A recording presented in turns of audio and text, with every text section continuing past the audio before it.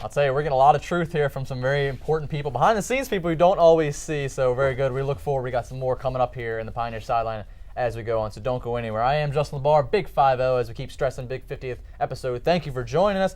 Thanks again, of course, to Josh and Josh for joining me, as they always do, for basketball.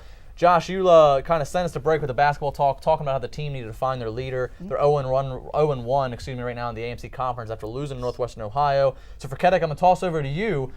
2 players getting 26 points on the Pioneers. Your thoughts?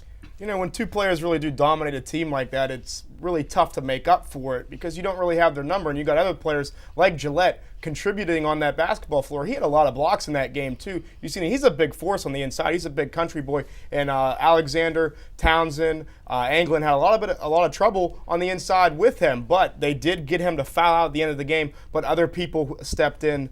Like Gilchrist at the end there. But you said before break that they don't have that one player that really likes to step up. But it's good when you have multiple players giving you solid numbers throughout the game. Like Bateen, Townsend, Geiger, and Houston, all in double figures so far. Yeah, last year with Shevis Whipple, he was averaging about 18, 19 points a game. But after that, it dropped off a little bit. You had Mudo in double figures, maybe 1 or 2 per game in double figures. But when you got 4 or 5 guys contributing double figures per game, that's pretty darn good, I have to say, from my point of view. But I think the biggest thing is they don't have an offensive player who can take over. That's the thing right now. They, you look at Anton Bateen.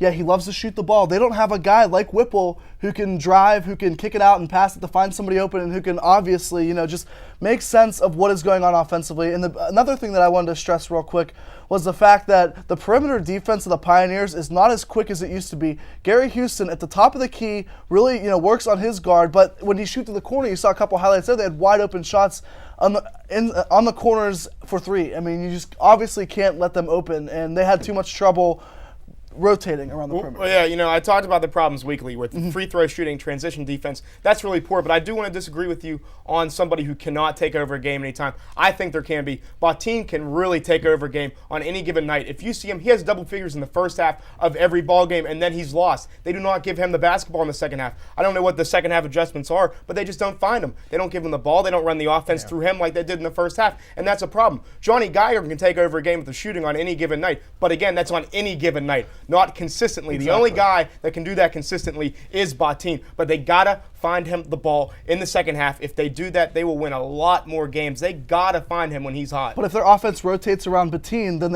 everybody needs to know that their offense is going to rotate around him. Everybody thinks, okay, I want this big shot. Let's give it to this guy to take the big shot. If you're going to have somebody that you're going to rely on, the whole team has to realize that. They have to realize that Anton Bateen can take over a game, and nobody knows that right now. Well, we're going to find out what Anton Bateen can do with this very young team. He's going to have to step up because when we come back in next season, our 51st episode is going to have some very important highlights. 2 of the games being at Rio Grande, who's ranked ranked 5th in the NAID 2, and of course they're going to have Shawnee State, which is going to be a tough battle in its own right. We got to get ready to go to break.